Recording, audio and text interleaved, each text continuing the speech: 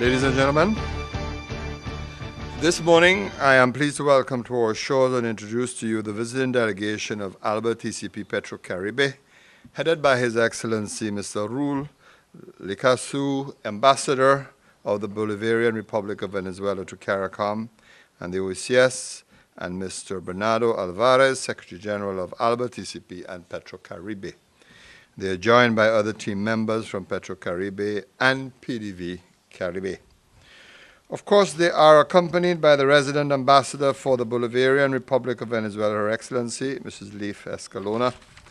A short while ago, I met with this visiting delegation, which is making its rounds through the various Caribbean countries as part of a familiarization tour for Mr. Alvarez, who is new to the position of Secretary General of ALBA Petro Caribe. I spent some time with our friends discussing arrangements for ALBA and Petro Caribe, along with St. Lucia's ambassador for ALBA Petro Caribe, His Excellency Hippolyte Eustace Vitalis, who was recently appointed with the task of finalizing arrangements for St. Lucia's accession to Petro Caribe. Venezuela has long been an ally and partner with St. Lucia.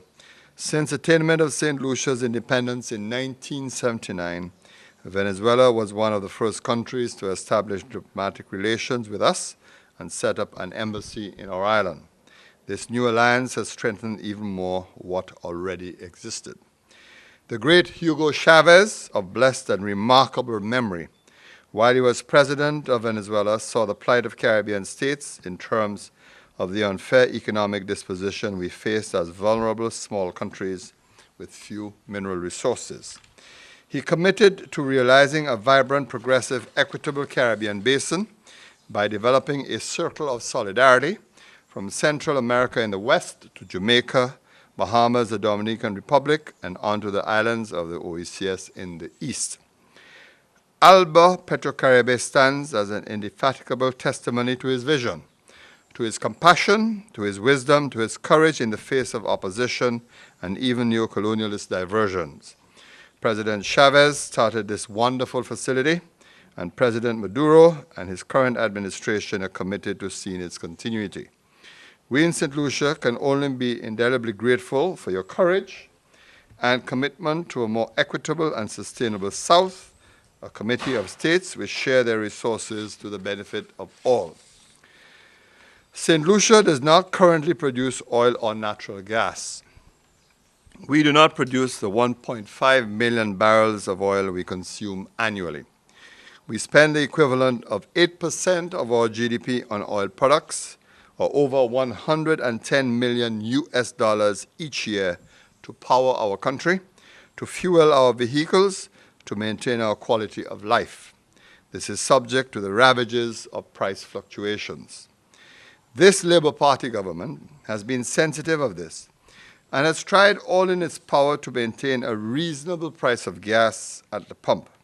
The government can only do so currently by adjusting how much it obtains from excise tax. Despite all the political ads you may be seeing right now on your televisions, since this government has been formed, the average price government has gained from excise tax on gasoline has been EC $1.81 per gallon and EC $2.35 per gallon for diesel. To be clear, for fear that there are those from certain quarters who may say they did not hear it, since this government has been elected by the people from December, till to date, the average excise tax that the government of St. Lucia collected from gas and diesel have been $1.84 per gallon and $2.33 per gallon. We have also sought to preserve the ability of the commercial sector to plan by introducing a 3-month period before adjustments. When the former administration introduced the fuel pass-through mechanism, excise tax was fixed at EC $3 a gallon. This means that on average, this government's excise tax rate on gas has been nearly 40% lower than the former administration since they introduced the pass-through mechanism. These are the facts you will not see on the ads. Government also continues to subsidize 20-pound LPG cooking gas by an average of EC $17.60, compared to an average subsidy of EC $11.34 under the former administration. Ladies and gentlemen, our friends from Venezuela are giving us an opportunity to change the tide in the way we manage our energy financing. Petro Caribe will give this government, like it has given governments all over the Caribbean, an opportunity to use our energy consumption to our benefit. This is an opportunity being afforded by our generous friends to open up a low-interest credit facility. What does this mean? What does this bear for our country during such times? It means that government can use the receipts from the sale of PDVSA products towards creating low-interest concessionary financing. So therefore, instead of borrowing using bonds on the regional government securities market, the regional market for government securities, where the government must take out interest rates of 6 and 7% through Petro Caribe, government can instead take out loans for longer repayment periods at lower interest rates of 1 to 2%. This is the power of Petro Caribe, particularly in these times when all regional governments are terribly challenged to raise financing through bonds. In fact, investors these days are only interested in 90-day Treasury bills. Compare this to the generous terms of Petro Caribe, which generally has a 2-year grace period before commencement of interest payments and a 25-year repayment period. Petro Caribe is working in Dominica. It is working in St. Vincent and the Grenadines. It is working in Jamaica. It is working in St. Kitts and Nevis and Antigua. It is working in Grenada. Everyone is benefiting. It is a virtuous circle. Why then should it not work here in St. Lucia? This is why the Government of Saint Lucia is eager to see the finalizing of the arrangements for Petro Caribe. Hence, this morning meeting was an important step in achieving this. Saint Lucia is committed towards seeing Petro Caribe actualized in our country in the coming year. Our people can wait no longer. Of importance to this administration is to learn from the experiences of our sister islands that have been there before us. This can only assist us in managing our business with financial prudence to achieve our ultimate goal, which is a better standard of living for all. However, even while we finalize arrangements, we are already soon to benefit from the ALBA Fund by way of a generous grant from the government of the Bolivarian Republic of Venezuela. We have received confirmation from the delegation that the funds for the construction of 3 bridges will be transferred by next week, enabling the government to begin mobilization. The bridges to be reconstructed include 2 bridges on the Castries-Vieux Fort Highway, namely the Grande Rivière Bridge in the Mabouya Valley and the Rouarné Bridge in the vicinity of Savannes. Both bridges were identified by the Ministry of Infrastructure as being in need of replacement. The 3rd bridge to be constructed is the Fond Coolie or Rouarné Bridge, which is on an important link road between Belle-Vue and Desruisseaux. The communities of Vieux Fort North and Micoud South will be certainly relieved to know that this project will finally be realized.